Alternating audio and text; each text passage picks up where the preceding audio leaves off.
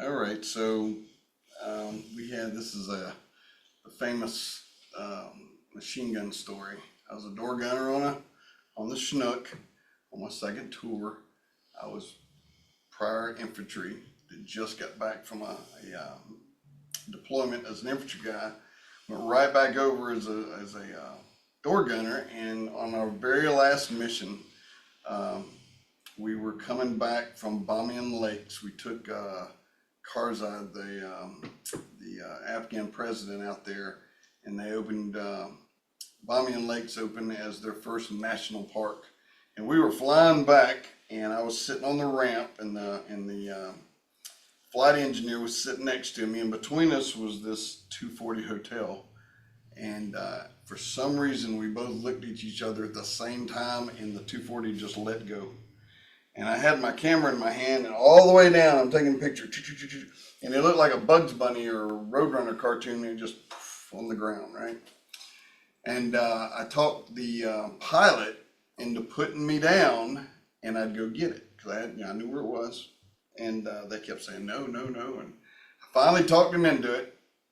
So it was between two little hills, and they brought me in, and they landed, and I grabbed this, I think it was a water purification guy or something, but anyway, a little E2, and we went out the back, 2x2x2, all the way out to where it was, and it wasn't there. And I came back in, and I got on the headset, and I was talking to Mr. Hayslip, he was our pilot, and I looked at the picture again, and I said, it's gotta be over there.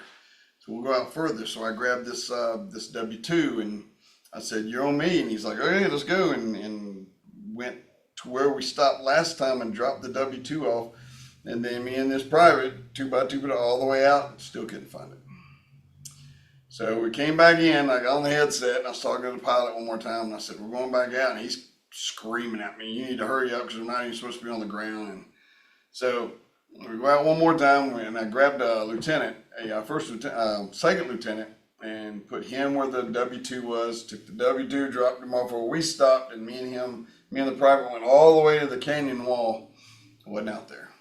And when I turned around, there was about 100 local nationals forming up at the back of the rotor disc of the helicopter. And we're like, oh my goodness. All they had to do was like throw a grenade in there, and it was done. So we quickly walked into the crowd, and I saw these two kids. They were probably, 16, 17 years old. And I started asking them, you seen the gun? You seen the gun? And they're like, gun? Yeah, gun. And I said, okay. So I grabbed these guys, and I said, show me the gun. Show me a gun. Show me a gun. And we started walking past the helicopter, and all of the people were following me. Okay. And I remember getting to the nose of the helicopter and looking up, and Mr. Hayslip looked down at me going, what are you doing? And the crowd got clear of the helicopter, and he picked up and left me. And so we're down there, just the four of us, and we get to where we start going up this hill, and we see these tents pop up, and that's like their little village. And I'm like, I'm not taking these guys into that, because they're not even infantry guys. I don't know what they are, but we're not going in there. So I sent the two kids, I think they were brothers or whatever, but I sent one of them in to get the gun that he says he had, and then I kept the other one with me. So when he left, he took all the people with him. And so I got the guys, and I told them to get online, get a magazine out, because when they come back, they're either going to come back with their guns or our gun. And we were there, and every once in a while, the Chinook we had one, the AMR was way up high doing figure eights, and then ours was flying over real quick to kind of keep people scared.